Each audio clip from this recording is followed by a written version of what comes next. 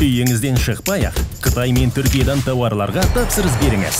gbex.kz тауарларды жедел жеткізуі. Кітапты не үшін оқу керек, бұл қаншалықты маңызды жалпы? Енді абай атамыз айтады, артық білім кітапта дейді. 380 миллион халқы бар Америка 9-12 кітап оқылады. Бізде қазақша кітапқа қатысты Шабам деген адамға жер жетеді. Ол психология кітаптар оқылу керек, бизнеске байланысты кітаптар оқылу керек.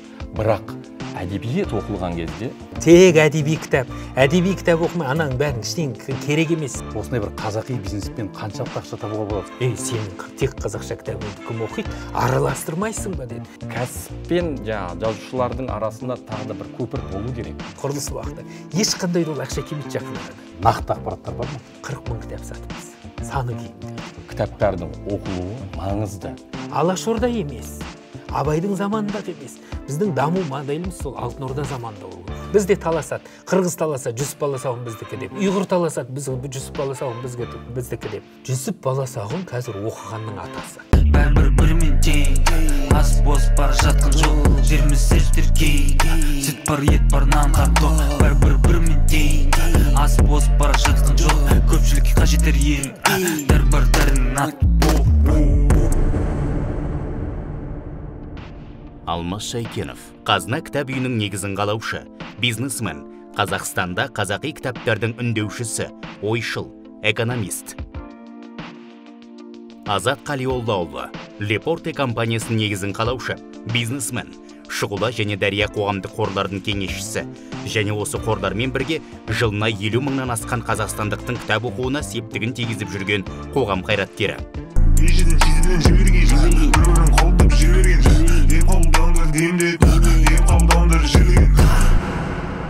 Енді бастапқы әңгімемізді негізгі бір қарапайым сұрақтан бассақ, кітапты не үшін оқу керек, ол қаншалықты маңызды жалпы? Мына кітап оқу деген адамды бір заттан бірдеңеге әуестеніп, бірден соған бір елігіп кетуден, немесе бір жақсылықты көрсе соған елігіп табынып кетуден, тура сондай бір жамандықты көрсе содан жиреніп бірден оны таптап тастауға, немесе ананы бірден мақтап тастауға тырыспайды да, ол адам көреді. Өйткені классика деген негізі әлемде ол қандай? Ол саған бір адамның бойында неше түрлі қасиеттің жиналатынын көрсетеді де. Сол кезде адам кешірімшіл болып келеді, өйткені ол мына бір адамның бойында ол бір уақытында өмірінің сіз оның мына кезеңінде кездессеңіз, одан керемет адам жоқ. Ал мынау кезінде кездессеңіз, одан оңбаған адам жоқ. Немесе оны оңбаған қылып көрсеткен деген сияқты. Сондай мына адамның қанша заман өтсе де, қанша технология дамыса да, адамның өзі сарқылмас өзінің ішкі қасиеттері бар. Ол махаббат болсын, адалдық болсын, өтірікшілдік болсын, қызғаншақтық, сатқындық. Бұл адам өмір сүргенде бұл қасиеттер бола береді. Сол үшін осы қасиеттердің түбін ашқан кезде, осы қасиеттерді адам сезінген кезде, адамды тануды да біледі. Сонымен қоғамның тұрақтылығына негізі қазіргі заманда мына кітап оқуды біз міндетті түрде бұл бірінші өзіміздің негізі ұлттық приоритетке қоюымыз керек. Біз өйткені кітап оқылған қоғам салқынғандылық пайда болады. Өйткені ағылшын қоғамы сонысымен салқынғанды. Өмірде қарап тұрсаңыз, біреуі араққа мас болып жүреді, біреуі тамаққа мас болып жүреді, немесе біреуі подписчикке неше түрлі мас болып жүреді ғой. Жалпы осы мастықты азайтады, яғни адамды сергектікке алып келеді де жалпы кітап. Негізі өмірден таяқ жеу дегенде сен өзің шешім қабылдасаң, мына өмірден мен таяқ жеймін деп. Құлаған кезде, мысалы, бала құлап қалса, ол егер әр қарата бір ойынға асығып бара жатса, ол оны ойламайды. Ол атып тұрады, басын бетіп сүртіп, әр қарата жүгіріп кетеді. Тура сол сияқты мына кітап деген өмірдің кез келген бір аялдамаларында, бір қатты қуанған сәтіңізде, немесе қатты ренжіген сәтіңізде сол уақытта тез өтіп кетуге мүмкіндік береді. Бұл кітаптың әдеби кітап оқығанның үлкен қасиеті сонда негізі. Керемет. Азат мырза, кітап оқу қаншалықты маңызды? Мен енді кәсіпкер ретінде басқа тұсынан түсіндіріп көруге тырысайын. Біз енді Корея компаниясымен жұмыс істегеннен кейін тарихын зерттей бастадық. Неге 1968 жылы ең кедей мемлекет бола тұра, жылдық адам басына шаққан ақша $80 ғана табады екен. Көктем кезінде оларда ашаршылық болғандай болады да. Кәдімгідей ағаштың қабын жейтіндей сондай жағдайда болған мемлекет бір 20 жылдың ішінде қазіргі 10-ға кіріп жатыр да. біздің физиологиямызға байланысты ми дененің 2% несін алса да, мүшесін алса да, 20% энергия жейді екен. Сондықтан біздің немізге таңдау құқы берілген кезде әрқашан ми оңай затты таңдайды. Неге? Энергияны жоғалтпайтын несін жағын қарайды. Иә, бұл жақсы, бірақ бұның салдары бар да. Бұл әрқашанда оңай затты, оңай нені таңдай берсе, адамның дамуында бір содан кейін проблемалар болады. Арзан, сондай бір мардымсыз мағлұматтарды қараған балалар, кітап, әртүрлі сондай терең ойларға бармайтын балалар, милары дұрыс дамымайды. Неге? Мидың ұйқыдан шығып, нейрондық жүйе пайда болу үшін 21 минут қажет екен. Бірақ өкінішке орай біз зерттеулер бойынша күніне 80 рет гаджетке кіреді екен, соткаға. Біз өзімізде де әдет бар шығар, тыңқ еткізсе қарай саламыз. 21 минутқа дейін жеткізбей үзіп жүргеннің кесірінен мидың жаңа нейронның пайда болуына кесірін кетіреміз. Сондықтан да мысалға кино саласында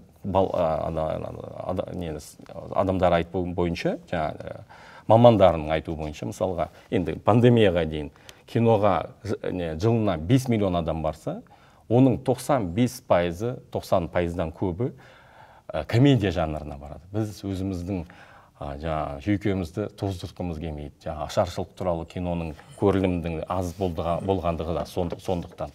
Бірақ бұның салдарынан кесірі барды. Ондай балалар дер кезінде 25 жасқа дейін нейрон несін дамытпаған балалар ұзақ мерзімді ойлана алмайды, сабырсыз болады. Және сабырсыздың кесірінен суицид бойынша, бала өлімінің бойынша біз 10-қа кіреміз дүние жүзіне. Жаңа ауру түрі пайда болған сандық аутизм деген. Бұның екінші салдары барды. Бұндай балалар екінші баланың сезімін сезбейді. Мейірім жағынан мейірімсіздеу болады. Өзінің сезімдерін сезбегеннен кейін ол бір ішкі ізденіс қашанда болады. Бірақ бұны дамыту маңыздылығы барды. Бизнесте шарт бар. 3 жылдан кейін бұл жаңа нелерін жаңадан ғана көре бастайсыз. Бірақ сол сабырсыздықтың тез арада ақша табудың мақсат қойған кезде, көптеген бизнес түрлерін ауыстырады, бірақ жетістікке жетпейді.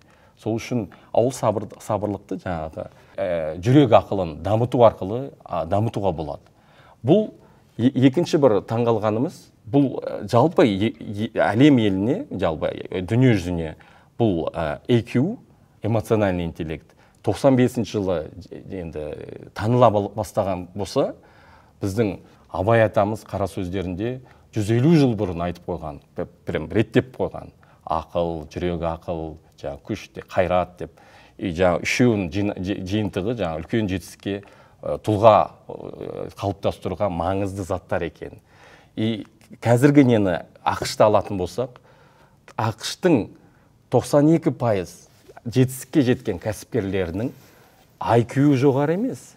Ол мүмкін жоғары, бірақ EQ өте жоғары. Ол да екінші салдары, енді көбінесе мүмкіндіктер жанымыздағы адамдар арқылы келеді. Бұл адамдармен қарым-қатынасқа, мейірім танытып, бір түспеуімізге байланысты, ол мүмкіндіктерді ақылды, жаңалықты аламыз. Сол үшін осындай жиналыстар, қазақи тойлардың да жақсы тұстары бар екенін түсінеміз. Киноның несі қандай әсері? Біз кино көрген кезде, біз тура мағлұмат тура барады, нейрон несі пайда, жүйесі ми қиналмайды оған. Біз рахаттанып көреміз информацияны, мағлұматты. Ал мысалға кітап арқылы алатын мағлұматты оқыған кезде, бірінші біз оқып атқанымызды елестетеміз. Ол кезде нейрон жүйесі жақсы пайда болады, содан кейін қабыл етеміз. Сондықтан да ағамыз айтпақша, кітаптардың оқылуы маңызды. Бірнеше тұстары бар. Ол тек ертең мұғалім болу үшін емес, ғалым болу үшін ғана емес, кәсіпкер болу үшін да кітап оқылудың маңыздылығы өте зор. Енді екінші сұраққа байланысты, жүрек ақылына байланысты. Бұл жалпы мысалға Американың Калифорния медициналық университетінде болашақ мендібекелерді енді мейірімі жоғары болу үшін жаңағы әдеби кітаптарды енгізгенді, сабақ несіне барысының енгізген. Неге? Қандай кітап оқылу керек деген екінші сұраққа жауап ретінде, енді ғылыми кітаптар дегеніміз не? Толстойдың мынандай сөзі бар: техникалық прогресс болғанмен, жалпы наружданға, ұятқа байланысты, шын өтірікке байланысты прогресс болмайды. Эммануэль Кант кезіндегі философ, әлемге танылған, ол кезінде Австриядан, өмірі ауылынан шықпаған, алысқа бармаған. Бірақ үйінде отырып, әлемді кітаптар арқылы, тану арқылы, әлем оқитын еңбектер жазалды. Біздің Абай атамыздың да еңбектері солай. Өзі қазақ тілін, біздің жырауларды, тарихты бәрін білгеннің арқасында, араб тілінің арқасында исламды танып, оның ішіндегі артындағы барлық жазушы нелерді танығанның арқасында, орыс тілінің арқасында Европаның барлық кітаптарын тану арқылы, сонау Африкада оқылатын танылған кітаптардың оқылуына себепші болып жатыр. Сіздер айтылған бағанағы әңгімелеріңізде екі үйлеріңізді айтып қалдыңыздар классика туралы. Жалпы кітап оқыған кезде көбінде адамдар, енді кітаптың түрлері көп қой, әңгіме кітаптары неше түрлі, мысалы әдеби кітаптар, тарихи кітаптар, солардың ішіндегі классикалық кітаптарды сіздер оқуға кеңес бересіздер ме? Сонда солың пайдасы ең зор болып тұр ғой. Жоқ, бұл жерде мен негізі Ерлан Әшім ағам бар, ол кісімен бір кездесіп, ол кісі кәсіпкер ғой. Ол кісі айтады, ол кісі өте андай безапелляционно айтады, былай айтады.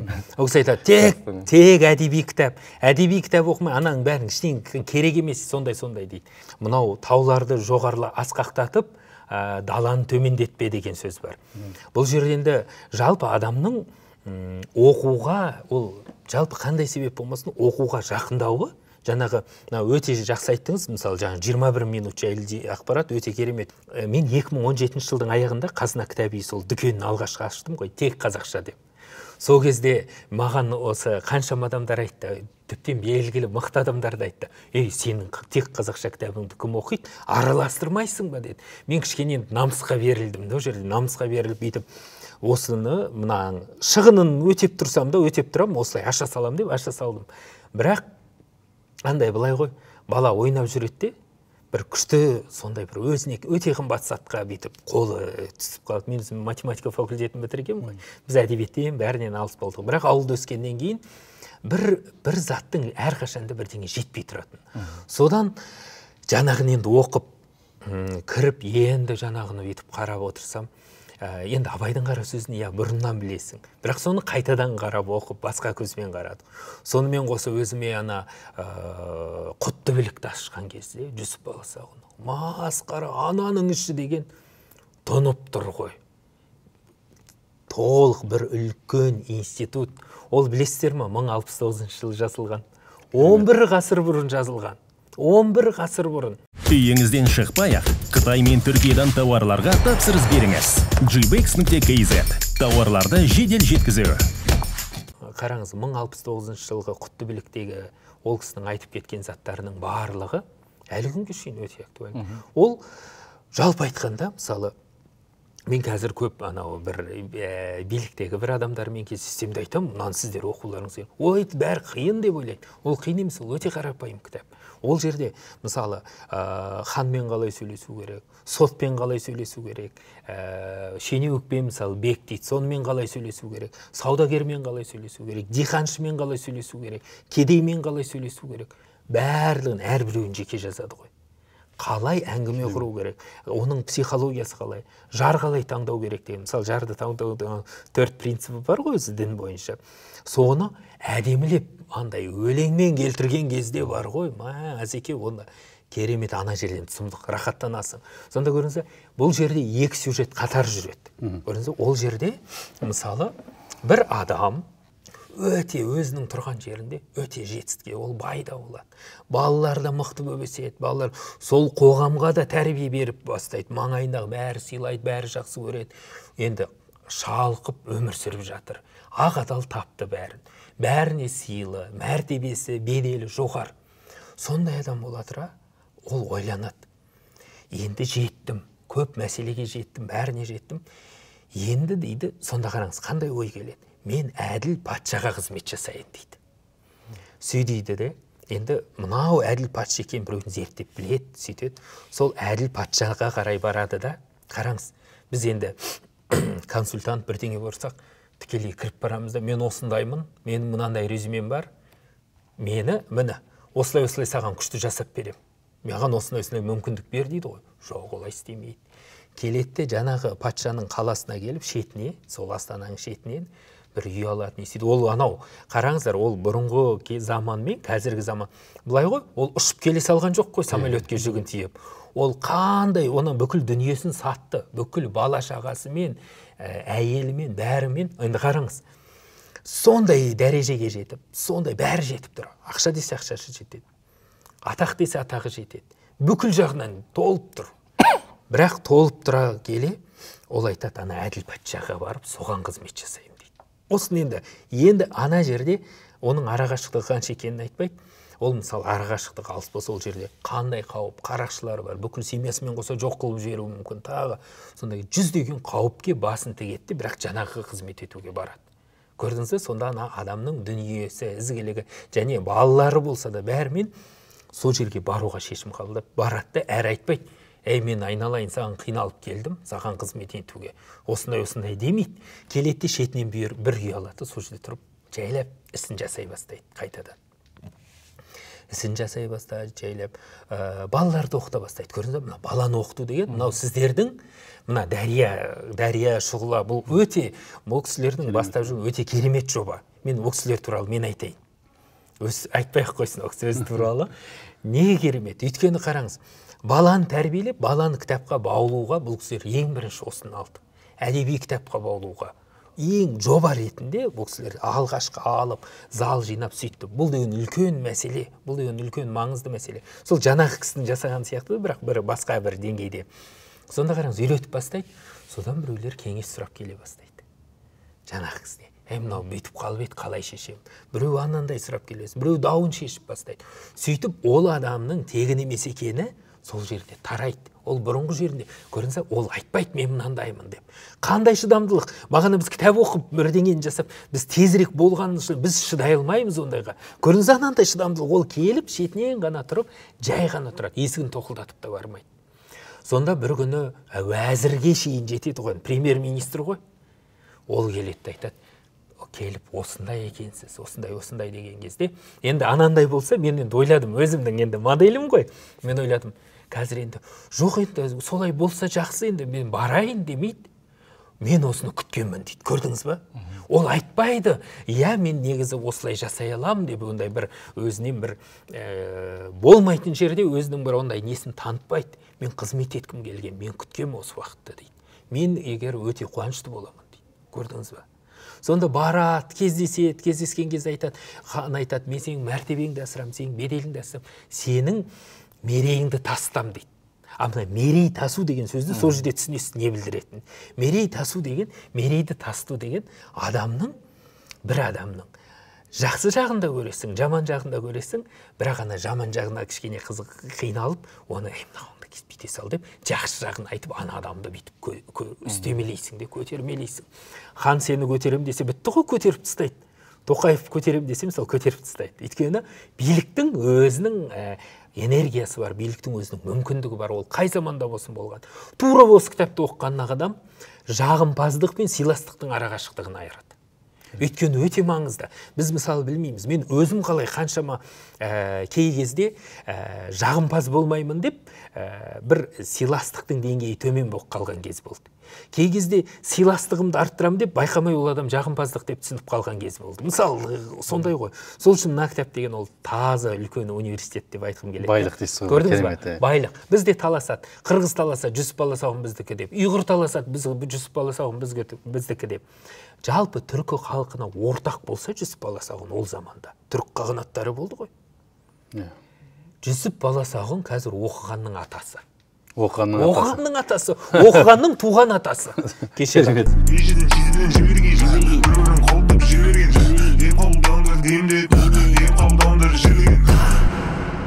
Жалпы бағанағы әңгімемізге оралсақ, 21 минут тұрады. Әдетте классикалық әдебиет болсын, жалпы кітапты оқыған кезде адамның фокусы жинақы болады. Жалпы бизнесмен болса да, мына фокусы жинақы адамның шешім қабылдаған кезде дұрыс шешім қабылдау ықтималдығы жоғары болады. Жалпы енді бизнесмен туралы, кәсіпкер туралы білдік. Жалпы жаңа сіз әңгімеміздің басында айтып кеттіңіз, мемлекет жайлы, Кореяда сол кезде қиындық болды, күніне бір айда $80 айлық болды.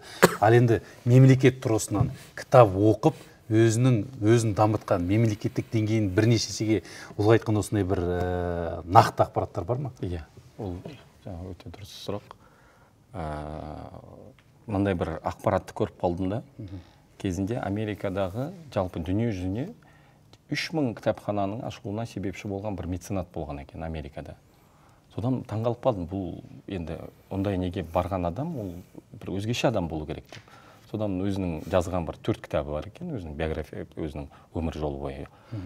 Оқып, содан біраз сұраққа жауап алдым. Ол сол кездегі 20 ғасырда 1860-68 жылдары ақш бұл қарапайым барлық мемлекеттер сияқты бір артта қалған мемлекеттердің бірі болатын. Бірақ жаңа кәсіпкер ол сол кездегі дүниедегі екінші бай адам болған. Сол алғашқы көпірлерді, жаңа үлкен зәулім үйлердің салуына себепші болған. Бірақ жаңағы 90% жиған терген ақшасын, қазіргі ақшамен $400 миллиард 2200 кітапхана салады. Тегін кітапханалар ақш бойы. Ол 60% ақштың кітапханаларын салады. Және дүние жүзінде сондай бір жақсылық жасайды. Дейли Карнегині білеміз, бірақ ол кезінде Дейли Карнеги психолог. Соған ұқсатып есімін өзгерткенді. Неге соншалық авторитетті адам болғанның салдарынан. Сол кітапхананың, кітаптың арқасында сондай жетістікке жеткен біле тұрып, сол мүмкіндікті бәріне жайғысы келеді. Сөйтіп, мысалы, қара нәсілді о кезде заман сондай қиындау болатын Америкада. Оларға арнайы университет ашып, арнайы кітапханалар ашып береді. Оларға бөлек, олар беймарал сол жаққа бару мүмкіндігін береді. Содан былай қарасаңыз, сол 10 жыл, 20 жылдан кейін жаңа Америка көшбасшы болады. Содан бері көшбасшылық несін әлі сақтап тұр. Сол кітаптың арқасында. Менің бұл жеке пайымдауым, бірақ бұл енді басқа мемлекеттерінің тарихын зерттесеңіз, соған жақын келеді. Содан қазір Америкада адам басына шаққанда 9-12 кітап оқылады. 380 миллион халқы бар Америка 9-12 жылына. Ол дегеніміз бәрі оқымайды, бір 20-30% оқиды. Яғни сол оқитын адамдардың 10-12 емес, 20-30 кітап оқылатын. Содан жаңағы білімді, ұзақ ойланатын адамдардың, азаматтардың көп болғанынан жаңағы қандай не жетістік, жаңалықтар шықса, бізде қалай? Бірінші Америкада шығады, содан кейін 5-6 жыл кешігіп Европаға келеді, содан кейін Ресейге келеді, содан кейін бізге келеді. Жаңағымыздың істеп атқан маңызды. Бізге тура ағылшын тілінен, жаңа қазақ тіліне сол 15 жылды жоғалтпай, өзінің несін жоғалтпай, тура келу маңыздылығы. Жаңа Ерлан Әшімов ағамыздың жасап атқан кітаптарын шығарылуы, әлем классиктерін айтылу керек, бұл маңызды. Үлкен еңбек жасап атыр кәсіпкер ретінде. Қазір әр кітап сөрелерінің нелеріне кірсеңіз, көп кітаптарды көре аламыз, солар шығарып атқан.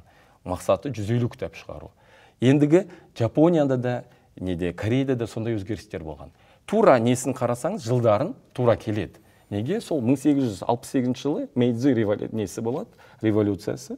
Сол кезде олар енді ұлтжанды адамдар, самурайлар бастаған, солар бастаған, және сол білімді адамдар бастаған, үкімет басына келеді. Бірінші жасаған өзгерістері 1500 адам болып әлемді тануға тырысады. 1,5 жыл сөйтіп сапарда жүреді. Балаларға айтпағым, сіздер енді қай ауылда тұрмаңыз, нешті бір КТЛ-да бір жерде бір мықты бір мектепте оқымасаңыздар да, жаңағы кітап оқу әуесік қойылыңыз болса кішкентай кезінен, соның арқасында үлкен жетістікке жетуге болатын көзіміз жетті. Сол үшін әр балаға жеткізсек, жаңағы жобамыздың жүргізу себебіміз де сол. Енді біз оңтүстікте көршімізбен, Өзбекстанмен кейде біз салыстырады да, бізде неге адамдар пессимизмге жақын. Пессимизм андай біреуді айыптау бұл энергия қажет етпейді да. Бұл жақсылықты жеткізу ол энергияны қажет етеді. Сондықтан да бәріміз патриотпыз. Кейде Facebook неге кірген кезде біз Африкада бір Сомалиде тұрып жатқан сияқтымыз да. Неге соншалық нелер көп та. Бірақ еңбек етілу керек та, ол маңызды да. Неге жаңа ол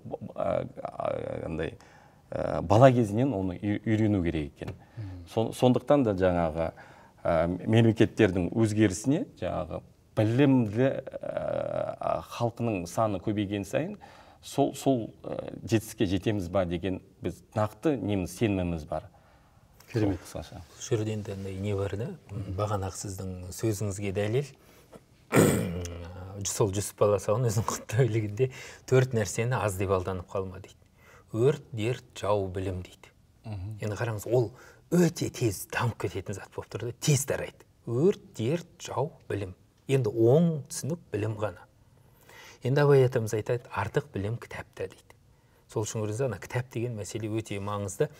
Бағана сіз Эндрю Карнеги туралы айтып отқанда менің есіме, мысалы, барлықтарымыз $100 білеміз, әлемдегі ең күшті, ең тұрақты, ең баяқша, соның ең жоғарғы несі номиналы $100. Сол $100 Бенджамин Франклин тұр.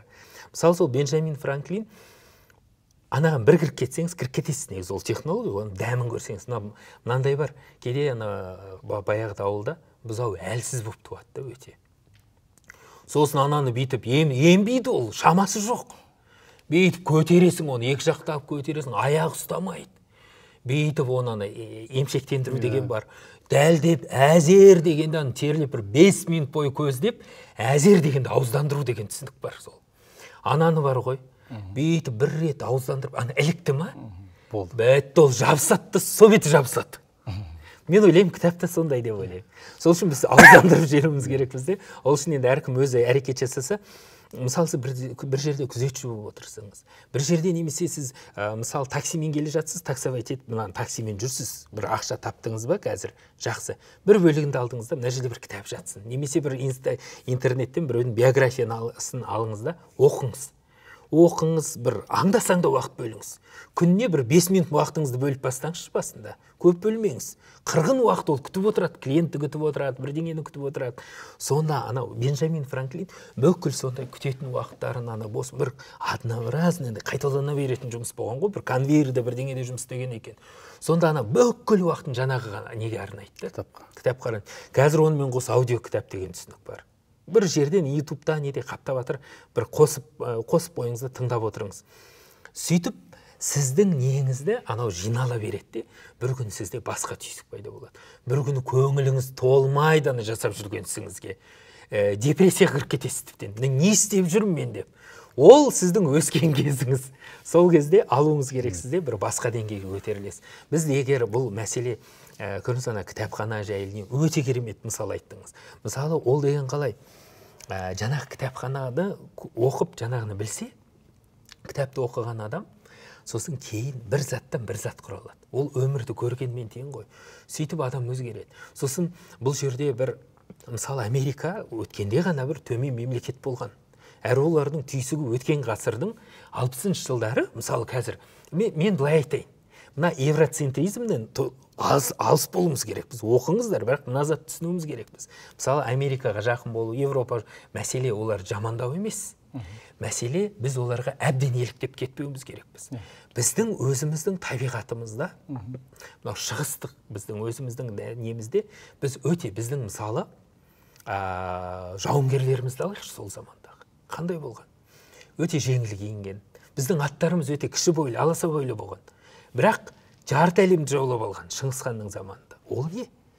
Ол күш емес, ол технология мен білім. Әрі Алтын Орда заманын алсаңыз, Алтын Орда заманында сол заманның ең алғақ мемлекеті сол Алтын Орда болған. Сол үшін негізі Алашордашылар емес, біздің әр қарата даму моделіміз Алашорда емес. Абайдың заманындағы емес. Біздің даму моделіміз сол Алтын Орда заманында болған. Сол кездегі әдебиет, сол Құттыбелгі әдебиет, сол негізін қалаған. Көрдіңіз, ол жерде діни не де бар, негіз. Бірақ түркі өзіміздің ондай табиғи өзіміздің түркі халықтарының негізі сонда жатыр. Біз соны алуымыз керек бізде.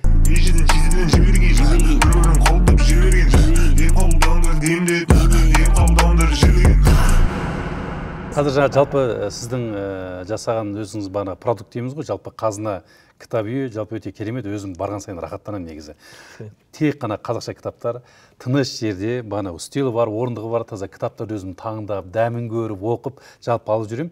Жақсының жақсылығын айт нұртасын дейді ғой, жалпы Алматыда бір Сандық деген ресторан ашылды, тоже қазақша барлығы. Жаның рахаттанады, дәмді тамақтар. Кейбір қазақтың тағамның тарихы сол жерден басталатын сияқты. Бұны не үшін айтып отырмын?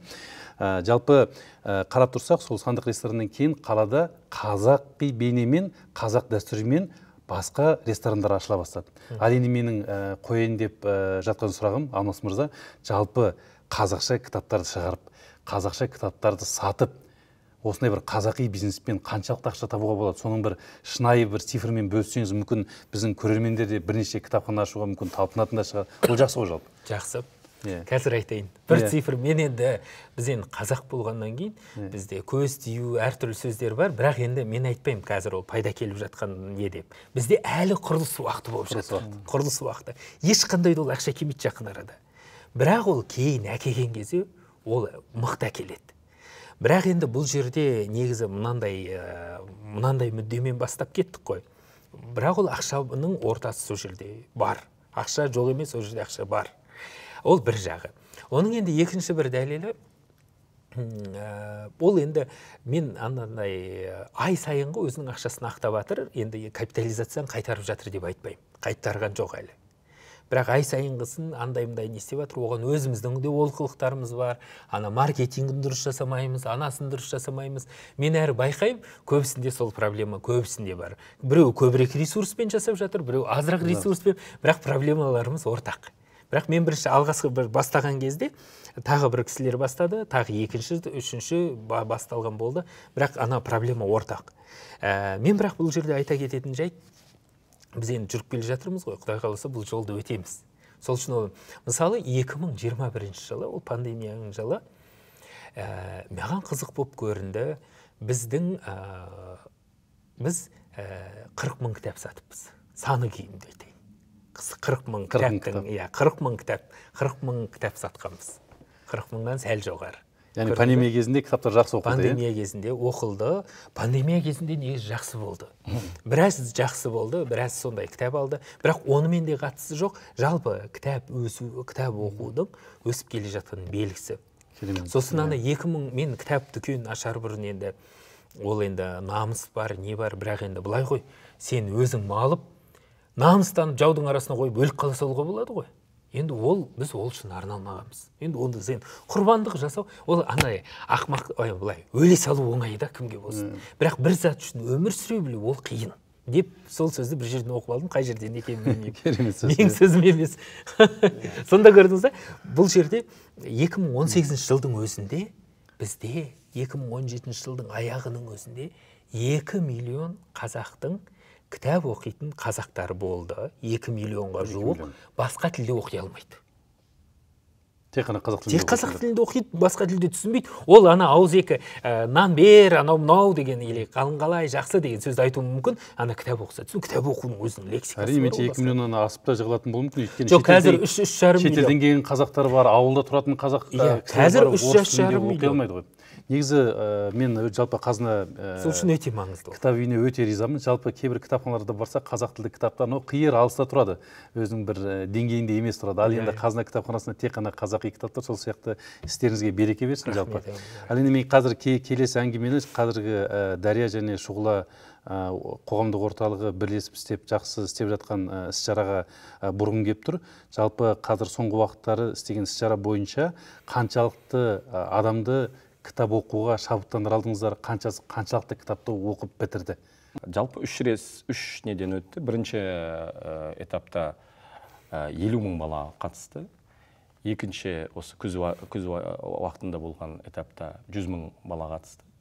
Үшінші неге енді оразаға байланысты мекен бір 120 мың тіркелді адам, бірақ қатысушы 50%-ға түсіп кетті. 60 мың мөлшері, сонда? Иә, 60-50 мың шамасында. Біздің енді мақсатымыз, шараның өткізу мақсаттарымыз, баланы енді басында, сіз айтпақшы, бұзауды қалай дедіңіз? Ауыздандыру. Ауыздандырып жатыр бұл кісілер. Неге бала кітаптың дәмін сезсе, басында мүмкін 600 сыйлық қойып, балалар шақырып жатырық қой. Мұнда гифт жоқ, не жоқ екенін айтылып жатыр. Бұл маңызды. Мұнда бізде бір мақсат жоқ, басқалай мақсат жоқ. Жаңа тарихқа байланысты айтылды ғой.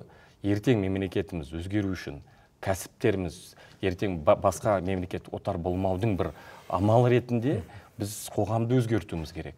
Екіншіден, сондай қазақ классиктерін сусындаған балаларымыз, қазаққа деген сияпаты және тарихын таныған балалар ертең кәсіптерде қиыншылықтар туған кезде ол басқаша қарайды ол нелерге. Неге кезіндегі біздің көшпенділер кітабының салдарынан 86 жылғы жаңа біз егемендігін алуымызға себепші болды. Омар Жәлел жақындағына естіппін, Омар Жәлелдің ағамыздың Абайдың қара сөздерін тереңдеп зерттеуінің себебіне де көшпенділер кітабы себепші болды. Ал мысалы Мұхтар Мағауиннің тарих энциклопедиясын оқылған кезде мен жеке кәсіпкер ретінде мені кең қарайтын болдық. Мен Қытайға да шығуымыз керек, Өзбекстанға да шығуымыз керек. Мен бұл енді біздің ата-бабаларымыздың аттарының тұяғы тиген жерлері деп қараймыз да, бұл өте маңызды. Неге? Қазіргі уақытта кітапханалар көп-ақ. Өкінішті орай өте ескі кітаптармен толы. Бұл екінші сұрақ. Жаңа сұрағыңызға байланысты.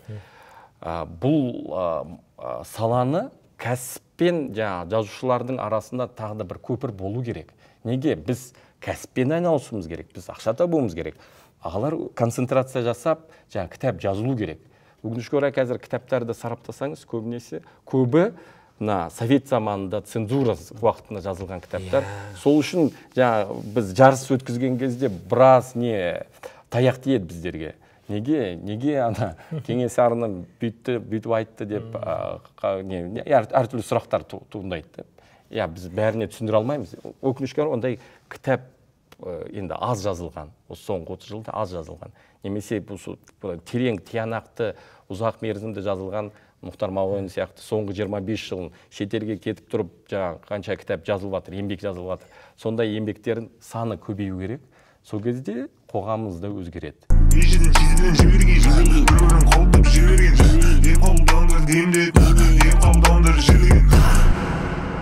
Біз енді бәсекелестерімізбен, нелерімізбен, қазір бұрын бәсекелес болмайтын. Қазір Құдайға шүкір, ана жерден де мысалы, шетел тілінен аударып жатқан, мысалы, мазмұндама бар қазір. Сосын анау Штеппе Ворлд бар, Райса ханым. Сол, енді, сонда қараңыздар, қазір көп адамдар шығып жатыр. Бірақ ең қызығы не? Бізде қазақша кітапқа қатысты Шабам деген адамға жер жетеді. Мен сол айтар едім. Кітап жеткілікті. Аударам деген адамға бар ғой. Кітап жеткілікті. Мына жерде кім пайдалы табысты болам десе де, бірақ жақын арада кішкене қиындау болады. Бірақ уақыт өте келе, соның жемісін осы қазір әрбір айналысып жатқан адам жемісін алады. Сосын біз бір осы мына кітапхана жөнінде айттыңыз, өте маңызды бір жоба. Біз соны бастап жатырмыз. Сол жөнінде бір айтып анонс ретінде айтсам болады. Әрине. Қысқаша ғана айтып өтейін. Сөз кезек өзіңізде. Мынандай қазір енді мынандай жоба бастап жатырмыз. Елді мекендерде кәсіпкерлері бар. Өзіңіздің ауылыңызда әркім өз ауылында бір кітапхана ашса. Сіз бір 20-30 квадрат метр дейді, сол жерді алыңыз. Немесе 20 қылып алыңыз. Соны арнап, өзіңіз сол жерін ашып, соны біз мысалы кітаппен толтырайық. Бір жағынан кітапты құда қолдайсыз, кітаптың несін. Біз ол жерге қазір мынау негізі мемлекеттік тапсырысқа соған адамдар өзінің андай шаппайтын сәйгүлігін береді. Өйткені бір жолата беру керек, басы байлы шаппасын береді, андай шабанды береді, есегін береді. Ал мынау қазір баспаларда, мысалы, Дария баспасынан шығып жатқан жаңағы Қасым кітапханасы бар, Мазмұндама бар, Штеппе Ворлд бар. Біз солардың барлығының кітабын бір жерге жинаймыз. Ең мықты, өтімді, ең қызық деген кітаптарды жинаймыз да, кітапханаңызды толтырамыз. Ол кітапханаңыз, біреулер айтып жатыр, мешіт сала бергенше кітапхана салыңдар деп. Мен айтайын, мешітті де салыңыздар, кітапхананы да қойыңыздар. Біреуіне бөгетті емес, бәріне жетеді. Бір бар ғой, мынау мен айтады, мынау қазақта айтады, ойбай, мына кітап қымбат дейді. Мен айтамын, не қымбат, қымбат емес. Мен өйткені ауылда өстім ғой, мысалы, сыйлы қонақ келді дейді, бір қойды жайратып салады. Кез келген уақытта. Бір аптада, мысалы, екі сыйлы қонақ келіп қалса, екеуіне ана иттен беруге болмайды ғой. Тағы бір қойды солса, оны сыйламағандық болып саналады. Сондай ауылдар бар. Білесіздер ме, ауыл кедей емес. Әрине қиын жағдай бар, адамдар бар. Бірақ біз мына рухани азықтан, кітаптан біз оны былай аластатпауымыз керекпіз. Сол үшін күшті кітаптар шығарылу керек, олар жету керек. Сіз бір кітапханашын ұстаңызшы, сосын ана ай сайын арендасын ұстаңыз, немесе ол ауылдарда тегін береді сізге ол жерді. Тегін бере сал, мектептің бір бұрышын береді. Соны дұрыс ана кітаптармен толтырайық, мықты кітаптармен.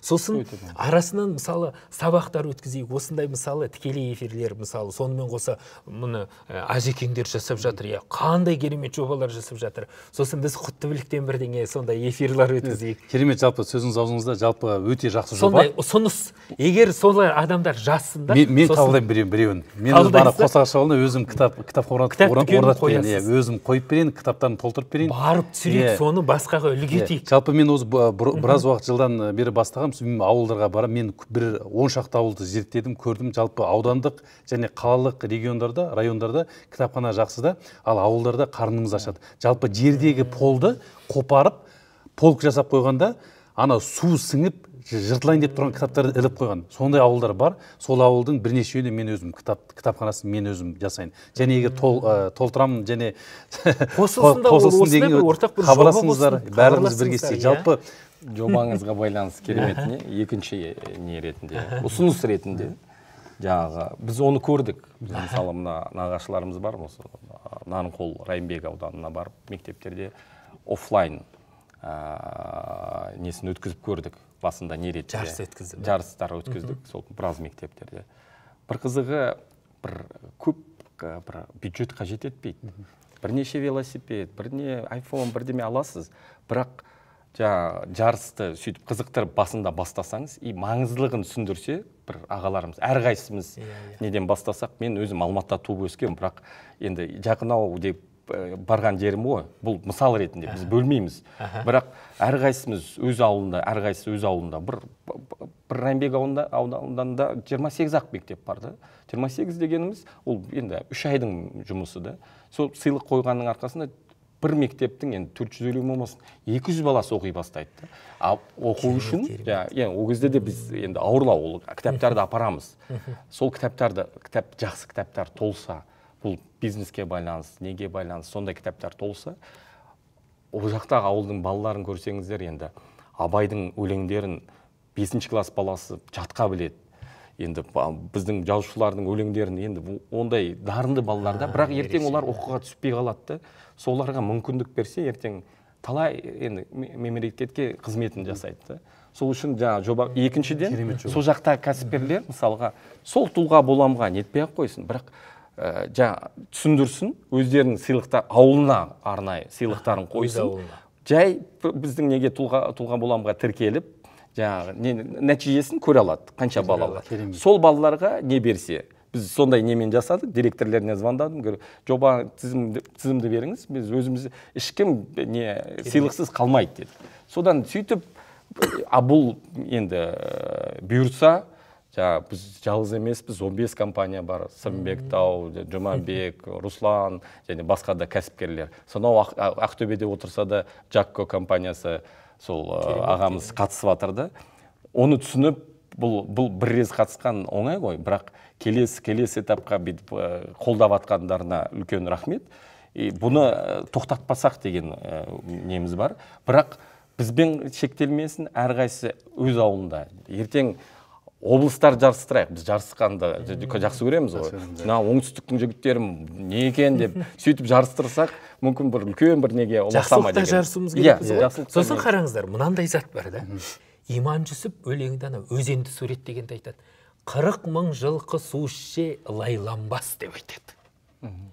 Енді мен өзімнің өмірімде 4000 қойды көрдім. 4000 қойды көрдім. Бізде 500 қой болатын ауылда.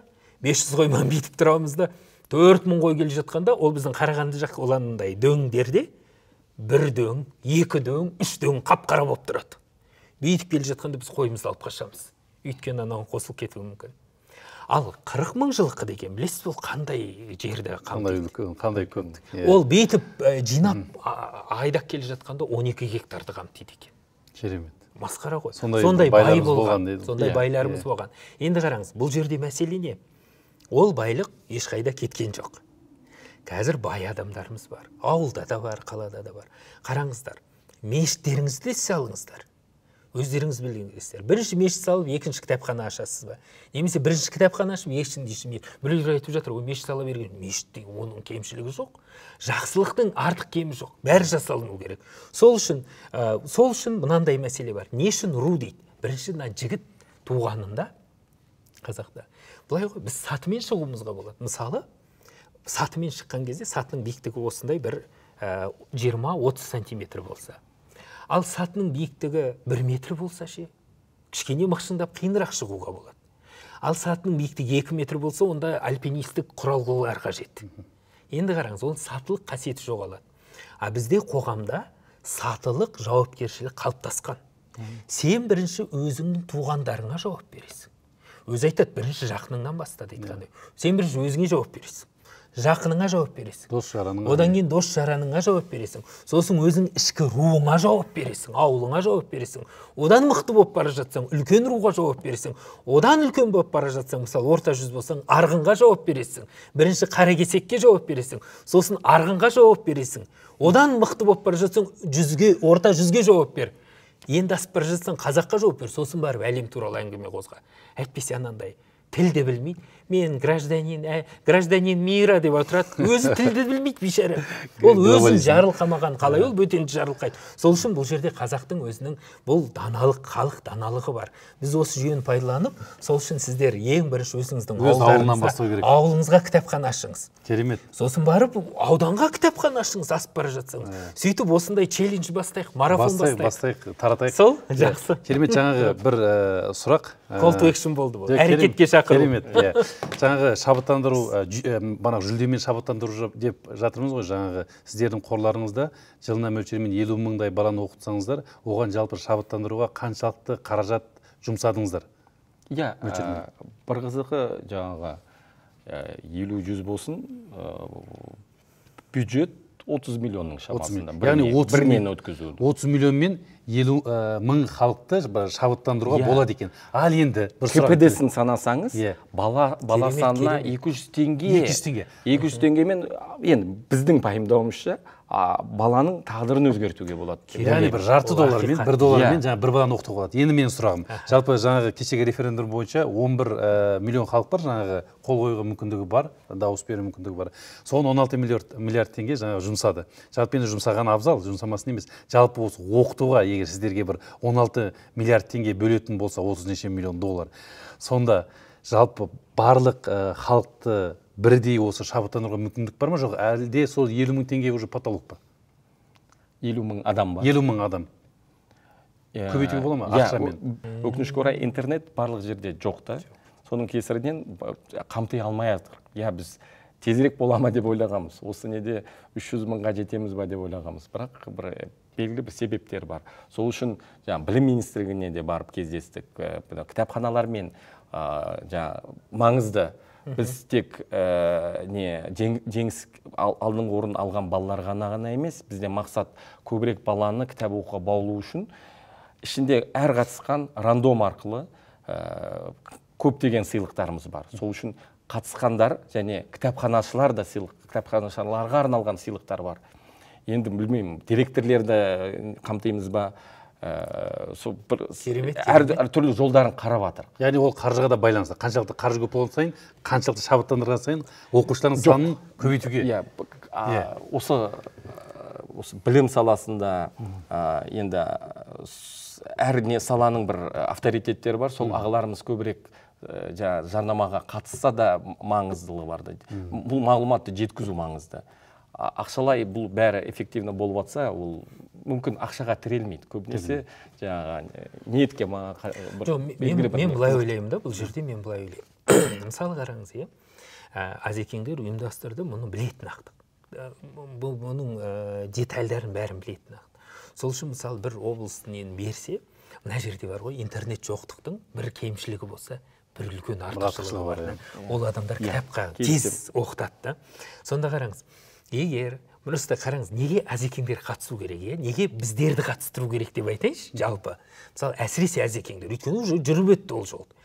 Бұл кісілер ұйымдастырушылық мүмкіндігін көрсетті. Ертең ол мемлекеттің кемшілігіне тендер бірдеңе жасайды, бір арзан қол ұтып алады. Бәрін жарылқайым дейді, ол түсінбейді қалай ұйымдастыру, ол білмейді. Сосын ана жерде арасында маған ол министрліктегі кейбір ол кісілер айтады ғой, мына бір жақсы істің қасында 50 алаяқ жүреді дейді. Бір жақсы істі жасалынады дейді, бірақ 50 алаяқ соны іске асырады дейді. Ол ақиқат. Ол кісілерді түсінуге болады, өйткені шындығында да бірақ алаяқ жүре ма?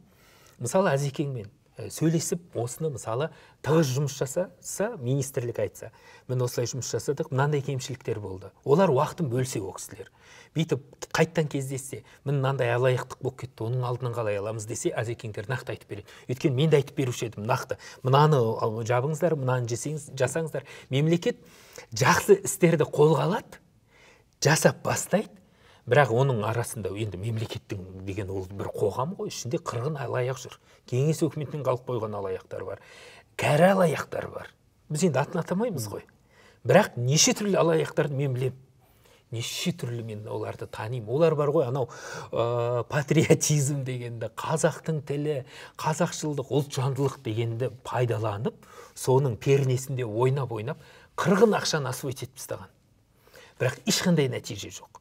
Сол үшін бұл жерде ол бір жақты кінә емес, бұл жалпы біздің өзіміздің ортақ дертіміз, енді қоғам болғаннан кейін. Бірақ енді мемлекет одан қайтпау керек те ақша бөлуге. Ол бір күні қазір мысалы осы жол 50 алаяқ болса, келесі жол 25 алаяқ қалады. Одан кейін 15 қалады. Оны әрбір өткен сайын іс-шараны бүйтіп дамытып отыру керек те. Өйткені бар ғой, Азекеңдер бұл жүйе өте мощно құрылды негізі.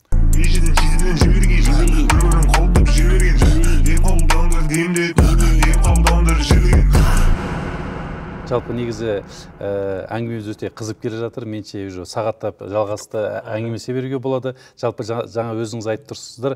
Жалпы халықтың да бір сабыры бірнеше сағат қана жетеді. Сол себепті әңгімемізді осы жерге дейін шектесек, сіздерге көп рахмет. Қымбатты уақыттарыңызды бөліп осы сұхбатқа келгеніңізге өте жақсы әңгіме пайдалы болды деп сенемін. Ал енді өздеріңізге кішкене бір ауыздан сөз берсем, тілектеріңізді айтыңыздар. Жаңа өзіңіз айтқан сияқты мүмкін жақсы комментарий жазғандарға, тіпті таратқандарға, соларға бір қонақкәде ретінде кішігірім сыйлықтарыңыз болса, айтуларыңызға болады. Жақсы. Енді барлықтарыңызға үлкен рахмет. Бұл өзі түсінген адамға біз мына халықтың алдына шығып отырмыз ғой. Баяғыда әкем ол кісі бір жылқы бағып, соны өмірімде бірінші рет бағып, сонда кешігіп қалған кезде өзім жұмыс бітіргенде халықты күттірдің деді де. Сол үшін бұл жерде біз халықтың алдында біз әңгіме айтып жатырмыз ба, сөз сөйлеп жатырмыз ба, ол өте маңызды, оның салмағы үлкен. Біз әрқашанда иіліп қызмет етуге дайынбыз халықтың алдында. Ол бірінші мәселе. Екінші, енді осы жерде сіздерге күшті комментарий жазған, сөйткен адамдарға мен бір 10 кітапты белгілесем, мысалы бір құт деген 5 кітапты алайын, ана байлық түсінік, байлық жайлы. Осы мына құт деген байдың ең жоғарғы деңгейі екен. Қазақтарда болған. Енді байдың тасуы деген амал бар екен, ол акция ғой, бүкіл қазақтық акция екен, 10% малын бір жерге жинайды екен де. Енді ойлаңыз, 40 мың жылқы болса бір жай байда. Енді ол ана құт деңгейіндегі байды оның 40 жылқысы бар ғой. Соны бір төбенің басына қояды екен де, сонда кез келген қазақ біреуін алып жүре береді екен. Сондай маркетингті де мықты білген ғой. Бізге алысқа шауып барып керек емес негізі. Сол үшін сол құт кітабынан біз бесеуін ойнатайық. Соны бағана қоймай қайтадан қайта айтып отқан құтты білік кітабынан соны бесеу деп қояйық та, оны қалай бөлесіз, қалай жасайсыз, енді оны өзіңіз шешесіз. Жақсы, ең жақсы комментарийға, ең жақсы комментарийға болсын, сондайға болсын. Оны сіздер шешіңіздер. Жақсы. Бұндай әңгіменің болып жатқанына үлкен рахмет. Жалпы бұл мақсатымыз әр балаға жету ғой. Біріншіден жаңағы сіз айтпақшы 40 000 жылқы деп, Алашордалықтың, әр Алашордалықтың артында сондай бір кәсіпкерлер тұрды. Сол үшін сондай бір жиналыстар ма, бір кездесулер ма болу керек. Осы екі жақты байланыстыру керек. Біз байқағанымыз Америка болсын, сол баяғы мемлекеттер, сол екі жақ бір-бірінен үштасқан кезде жаңағындай үлкен жетістікке жетеді. Сол үшін оны біз танымай, кітапты естімей, мен белгілемес едім, бұл маңыздылығы. Мен өзіме белгілеп қойдым, бұл кітапты тану керек, оқу керек деп. Осындай ақпараттық хабарламалар көбірек болса. Мен әзеке жинап өзіңізге бір сыйлық жасауға сонда рұқсат етіңіз, мен сол бір кітаптар мықты деген. Сондай жобалар көбірек болсын. Әрқайсымыздың бұл кәсіпкер ретінде мақсат, бұл өмірлік шарт болу шығу керекті. Әрқайсымыз эффективность істейміз кәсіпкер ретінде. Бұл енді өте эффективні нәтижесін көріп атырық.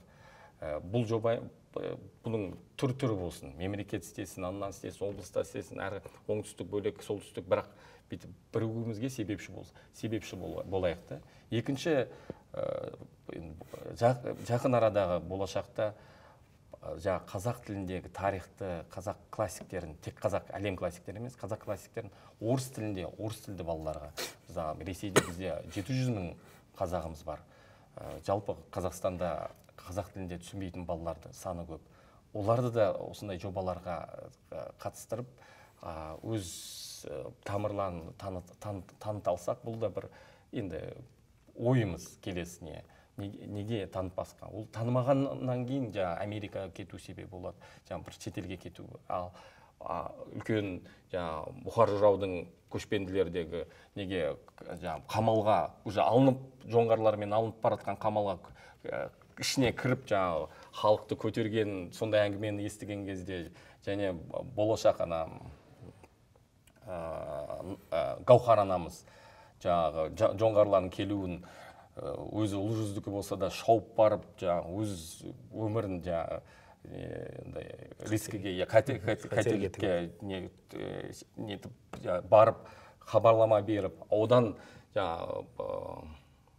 біздің Қабанбайдың жолдасы болады. Содан Гаухар деген, Назым деген қыз Абылай ханның бір шабуылында зембіректерге, 70 жылдан кейін зембіректерге ешкім батылы бармай тұрған кезде, батыр қалмады ма деген кезде, Назым қарындасымыз, әпкеміз шауға шапқан кезде, бәрі шапқан әңгімені тыңдаған кезде, таныған кезде өзгеретті. Сөйтіп, қоғамымыз бірге ма деген сондай ой, ұсыныс бар. Керемет, Азеке. Өте қуаныштымын. Сізге үлкен рахмет. Осылай Азекеңмен таныстырып. Осы уақытқа шейін біз кездеспей таныспаппыз да көрдіңіз. Керемет таныстық. Рахмет. Барлықтарыңызға рахмет. Көбірек кітап оқыңыздар, пікір қалдырыңыздар. Барлықтарыңызға, назарларыңызға рахмет. Үйіңізден шықпай-ақ, Қытай мен Түркиядан тауарларға тапсырыс беріңіз. gbex.kz. Тауарларды жедел жеткізу.